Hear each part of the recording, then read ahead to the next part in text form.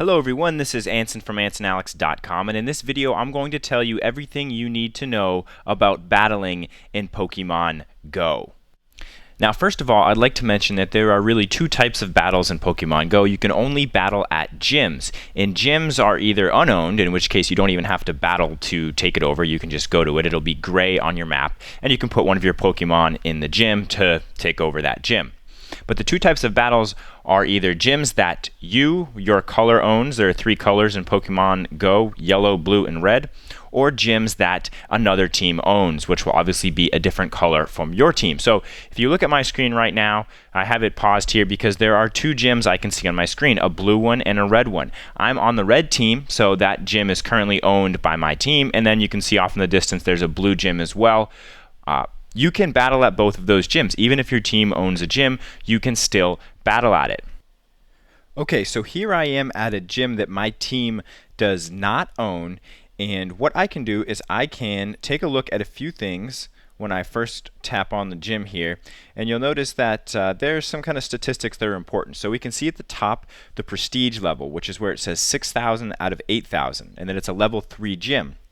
What that means is that there are 3 Pokemon currently there. For this team to add another Pokemon, they have to train up the gym, so they have to fight their own gym until they raise that prestige up to 8,000.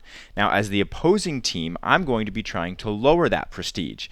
For every 2,000 that I lower the prestige, they lose one of the Pokemon stationed at that gym. Now you'll notice here at the bottom right of the screen we have a button that kind of looks like two Pokeballs clashing together. That's how we can start a battle, and when I click on that, I have a screen pop up that allows me to choose which Pokemon I want to use for the battle. When you're fighting another gym, a different color gym, you can choose up to 6 Pokemon, and by default it's going to choose the 6 strongest that it thinks you have for this particular battle. So then you can just go ahead and click on Go, and your gym battle will begin. Now whether you're fighting at a gym that your team owns or a different colored gym, the battle goes in the exact same way. It's basically a mash fest. You just mash your screen. There are a few other things, but for the most part, it's definitely not as sophisticated as the old school Pokemon, okay? So you basically just mash your screen in the middle. That's your primary attack. You'll notice that there is a meter in the top left of the screen, a blue meter. It's different sizes for different Pokemon depending on what their secondary attack is. Once one of the bars in that meter is full, you can tap and hold on your screen to launch your special attack.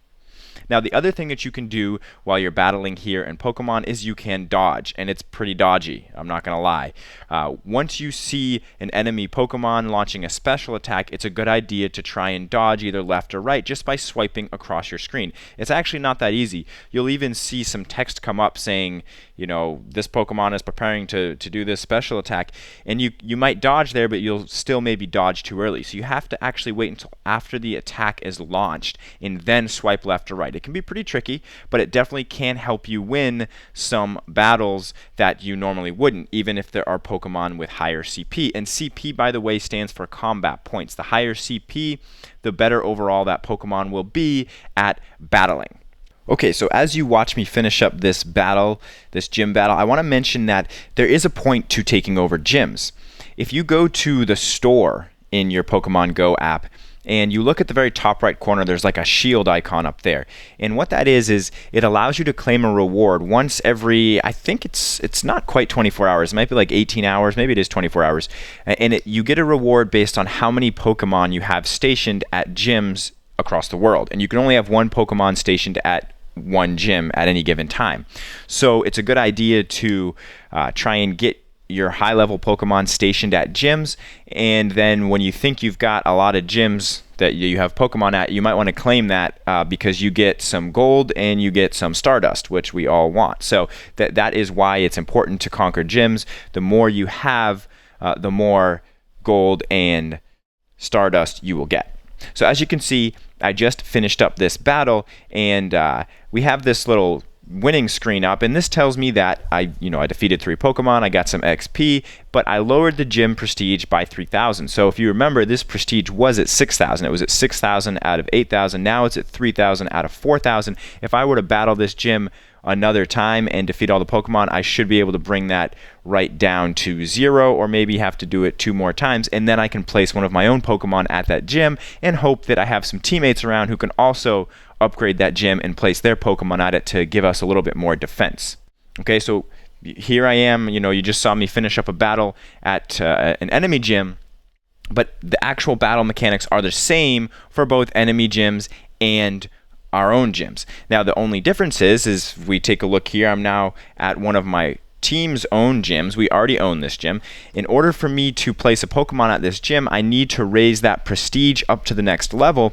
But when I click on the battle icon, you'll notice that I can only select one Pokemon. This becomes pretty difficult. It's much easier to fight opposing gyms than it is to fight gyms that you already own, because you can only use one Pokemon, and if you don't defeat any Pokemon at the gym that you're trying to upgrade, you will not get any prestige points. So you need to make sure that you can at least beat the first Pokemon stationed there, and the more you can beat with your strongest Pokemon, the better. Now, after your battles, you do need to heal your Pokemon. If you are fighting at a gym that your team currently owns, your Pokemon will not die. You will not need to revive them, but you will need to use potions in order to replace their health. If you are fighting at an opposing team's gym, your Pokemon will die when they die in battle, and you'll have to use a revive, and then you'll also have to use some potions on them. So that's pretty much it. It's pretty simple.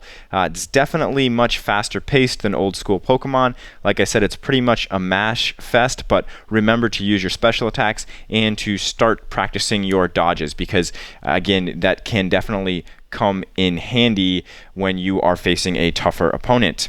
I hope you found this video helpful. Stay on the lookout for more Pokemon Go tutorials in the future, and if you want to see more technology tips and tutorials, don't forget to check out the rest of my YouTube channel. That's all I have for you for today. This is Anson from AnsonAlex.com.